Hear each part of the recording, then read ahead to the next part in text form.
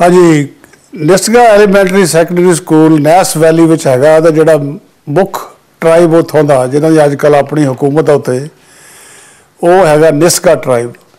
सो इस स्कूल मैनू उन्होंने अंग्रेज़ी का अध्यापक लाता जिहदा काम सी अंग्रेज़ी भाषा जबान इंग्लिश लैंग्वेज इंग्लिश लिटरेचर अंग्रेज़ी साहित्य ते writing for media writing for journalism पत्रकारी ते मीडिया लई लिखण दा जिहड़ा कोर्स सीगा ये 3 कोर्स मैनू उन्होंने दे दिते तो मैं हैड ऑफ द डिपार्टमेंट बन गया अंग्रेज़ी का। इस तरह पहले 10 साल मैं अंग्रेज़ी भाषा के साहित्य पढ़ाता रहा। पढ़ाई इत्थों की द स्टैंडर्ड बहुत हाई सी। 10वीं जमात में असी शेक्सपीयर का जूलियस सीजर पढ़ाते सी, 11वीं में मैकबैथ, 12वीं में king layer, taming of the श्रू ते हैमलेट वगैरह ये पढ़ाने। पास्टरनाक का जोड़ा डॉक्टर ज़वैगो वो भी 12वीं जमात में पढ़ाते सी। स्टैंडर्ड बड़ा हाई सी पर यह सी कि इत्थे साधन बहुत सी। हर ड्रामा या हर नावल जोड़ा पढ़ाते सी उहदियां वीडियो मिल जांदियां सी, बच्चों को सौखा करके असी पढ़ा सकते सी। सो 10 साल मैं क्लासरूम टीचर के तौर पर काम किया तो फिर डिस्ट्रिक्ट ने महसूस किया, मेरा जोड़ा सुपरडेंट बहुत दोस्त सी एल्बन मके, वो कहता भी साडा जो डिस्ट्रिक्ट रिसोर्स सेंटर आ इनू दोबारा ऑर्गेनाइज करने की लोड़ है तो तू ये काम तेरे गोचरा है।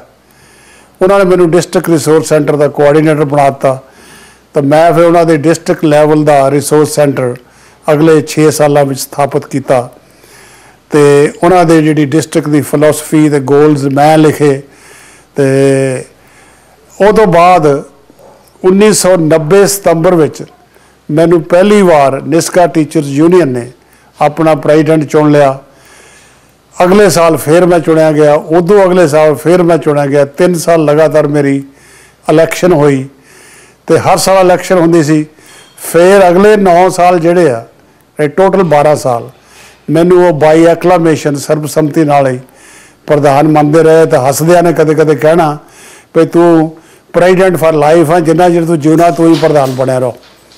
तो इदा 12 साल मैं वो उत्थे निस्गा टीचर यूनियन की प्रधानगी की। तो प्रधान उनके नाते साड़ियाँ बहुतियाँ मीटिंगां वैनकूवर च होनियां तो वैनकूवर कदे वैनकूवर होटल च कदे हाइट रीजेंसी में कदे डेल्टा होटल दे विच रहना आके तो वो उत्थे आउण करके इत्थे जिहड़े वैनकूवर के साहित्यकार सी पत्रकार सी तारा सिंह हेर मनजीत मीत चरण सिंह इन्हां लोगों नाल मेरे संबंध जुड़े।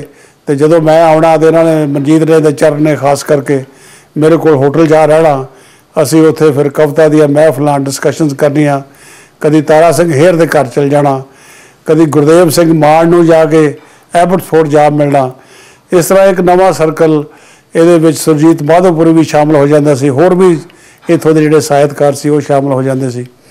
तो 1978 विच तारा सिंह हेर, गुरचरण रामपुरी ते भुपिंदर धालीवाल ਅਤੇ डॉक्टर गुरमेल ਨੂੰ ਨਾਂ ਲੈ ਕੇ मैं दुनिया की पहली अंतरराष्ट्रीय पंजाबी सभा जिहदा नाम international association of Punjabi authors and artist है, जिन्होंने शॉर्ट में एआपा भी कहते हैं, उसकी स्थापना की तारा सिंह हेर के घर की जुलाई 1978 की गल।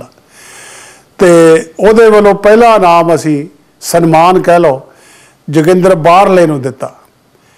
1981 में ये वालों 440 सफ़े की एक एंथोलॉजी सिलैक्शन या संकलन कह लो संग्रह विश्व पंजाबी साहित्य मैं एडिट किया, जिहदे विच 12 देशों के 100 पंजाबी लेखकों दी रचनावां शामिल हुईयां।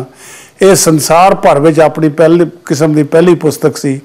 इस तरह ही संसार में एआपा जिहड़ी सी अपने किस्म की पहली अंतरराष्ट्रीय लेखक सभा सी। 1980 में ये वालों असी श्रोमणी साहित्यकार का अवार्ड शुरू किया। सब तो पहला अवार्ड असी 1980 में संत सिंह सिखों नूं दिता। तो अज तक असी कोई 94 के करीब इनाम दे चुके हैं। दुनिया में जिथे जिथे भी लोग वसते हैं पंजाबी राइटर उतों के लेखकों को आस्ट्रेलिया स्विट्जरलैंड इंग्लैंड स्काटलैंड ਅਸੀਂ ਪਾਕਿਸਤਾਨ ਵਿੱਚ, ਇੰਡੀਆ ਵਿੱਚ, ਕੈਨੇਡਾ ਵਿੱਚ, ਅਮਰੀਕਾ ਵਿੱਚ ਜਿਹੜੇ ਸਾਡੇ ਸਾਹਿਤਕਾਰ ਜਿਹੜਾ ਨੇ ਆਪਣਾ ਨਾਮ ਬਣਾਇਆ, ਉਹਨਾਂ ਨੂੰ ਅਸੀਂ EAPA ਦੇ ਸ਼੍ਰੋਮਣੀ ਸਾਹਿਤਕਾਰ ਪੁਰਸਕਾਰ ਨਾਲ ਸਨਮਾਨਿਆ। ਪਿਛਲੇ ਸਾਲ ਅਸੀਂ ਵੈਨਕੂਵਰ ਦੇ ਮਨਜੀਤ ਮੀਤ ਨੂੰ ਇਸ ਪੁਰਸਕਾਰ ਦਿੱਤਾ, ਅਤੇ ਗੁਰਦਿਆਲ ਕਮਲ ਜਿਹੜਾ ਟੋਰਾਂਟੋ ਰਹਿੰਦਾ ਉਹਨੂੰ ਇੱਕ ਪੁਰਸਕਾਰ ਦਿੱਤਾ, ਅਤੇ ਇੰਡੀਆ ਵਿੱਚ ਅਸੀਂ ਕੇਵਲ ਧਾਲੀਵਾਲ ਜਿਹੜਾ ਇੱਕ ਬਹੁਤ ਵੱਡਾ ਨਾਂ ਹੈ ਪੰਜਾਬੀ ਥੀਏਟਰ ਵਿੱਚ, ਅਸੀਂ ਉਹਨੂੰ ਇਹ ਪੁਰਸਕਾਰ ਦਿੱਤਾ। ਸੋ ਇਸ ਤਰ੍ਹਾਂ ਜਿਹੜਾ ਸਾਹਿਤਕ ਦੌਰ ਹੈ ਇਹ ਨਾਲ ਦੀ ਨਾਲ ਚੱਲਦਾ ਰਿਹਾ, ਅਤੇ ਇੱਥੇ ਆ ਕੇ ਮੈਂ ਲਿਖਿਆ ਬਹੁਤ ਜ਼ਿਆਦਾ। ਅਤੇ ਇਹ ਜੇ ਗਿਣਤੀ ਕਰ ਲਈਏ ਮੋਟੇ ਰੂਪ ਵਿੱਚ ਇਹ ਆ ਕਿ ਟੋਟਲ ਅੱਜ ਤੱਕ ਮੈਂ 18 ਕਾਵਿ ਸੰਗ੍ਰਹਿ ਲਿਖੇ, 12 ਕਾਵਿ ਨਾਟਕ ਲਿਖੇ ਨੇ, 9 ਕਹਾਣੀ ਸੰਗ੍ਰਹਿ ਲਿਖੇ ਆ, ਅਤੇ 1 ਸਫ਼ਰਨਾਮਾ, 2 ਸਾਹਿਤਕ ਸਵੈ ਜੀਵਨੀਆਂ ਲਿਖੀਆਂ, 4 ਕਿਤਾਬਾਂ ਮੈਂ ਕਵਿਤਾ ਉੱਤੇ ਆਲੋਚਨਾ ਦੀਆਂ ਲਿਖੀਆਂ, 1 ਨਾਟਕ ਉੱਤੇ ਆਲੋਚਨਾ ਦੀ ਕਿਤਾਬ ਜਿਹੜੀ ਆ ਐਡਿਟ ਕੀਤੀ। ਅੰਗਰੇਜ਼ੀ ਵਿੱਚ ਮੈਂ ਰੈਸਟਲੈਸ ਸੋਲ ਨਾਂ ਦੀ ਇੱਕ ਕਿਤਾਬ ਲਿਖੀ ਹੈ। ਹਿੰਦੀ ਵਿੱਚ ਸੂਰਜ ਕਾ ਤਕੀਆ ਨਾਂ ਦੀ ਇੱਕ ਕਿਤਾਬ ਲਿਖੀ ਆ।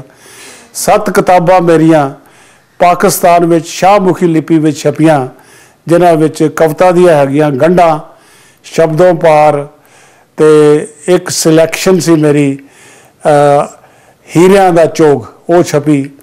ਇਸੇ ਤਰ੍ਹਾਂ ਹੀ ਮੇਰੇ 9 ਕਾਵਿ ਨਾਟਕ, ਮੰਚ ਨਾਟਕ 9 ਹੇਠਾਂ ਕਲੈਕਸ਼ਨ ਛਪੀ ਪਾਕਿਸਤਾਨ ਵਿੱਚ।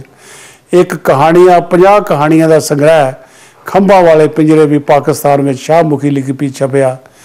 ਇਸਲਾਮਾਬਾਦ ਦੀ ਜਿਹੜੀ ਯੂਨੀਵਰਸਿਟੀ ਹੈ, ਕਾਇਦੇ ਆਜ਼ਮ ਯੂਨੀਵਰਸਿਟੀ ਇਸਲਾਮਾਬਾਦ, ਉਹਦੇ ਵਿੱਚ ਮੇਰੇ ਕਾਵਿ ਸੰਗ੍ਰਹਿ ਗੰਢੋਂ ਪਾਰ, ਗੰਢਾਂ ਦੇ ਸ਼ਬਦੋਂ ਪਾਰ ਜਿਹੜੇ ਨੇ ਉਹ MA ਦੇ ਕੋਰਸ ਵਿੱਚ ਪੜ੍ਹਾਏ ਜਾਂਦੇ ਰਹੇ। ਅਤੇ ਪਿਛਲੇ ਸਾਲ ਹੀ ਡਾਕਟਰ ਨਿਗਹਤ ਖੁਰਸ਼ੀਦ ਨਾਰੂ, ਉਹਦਾ ਨਾਂ ਹੈ, ਪ੍ਰੋਫੈਸਰ ਲੱਗੀ ਹੋਈ ਆ ਨਨਕਾਣਾ ਸਾਹਿਬ, ਉਹਨੇ ਪੰਜਾਬੀ ਨਾਟਕ ਉੱਤੇ PhD ਕੀਤੀ ਹੈ ਲਾਹੌਰ ਯੂਨੀਵਰਸਿਟੀ ਤੋਂ, ਪਾਕਿਸਤਾਨ ਤੋਂ, ਅਤੇ ਮੇਰੇ ਉੱਤੇ ਵੀ ਉਹਨੇ ਉਸ PhD ਦੇ ਥੀਸਿਸ 'ਚ 25 ਸਫ਼ੇ ਦਾ ਇੱਕ ਲੇਖ ਲਿਖਿਆ, ਜਿਹੜਾ ਕਿ ਮੇਰੀ ਕਿਤਾਬ ਵਿੱਚ ਛਪ ਚੁੱਕਾ।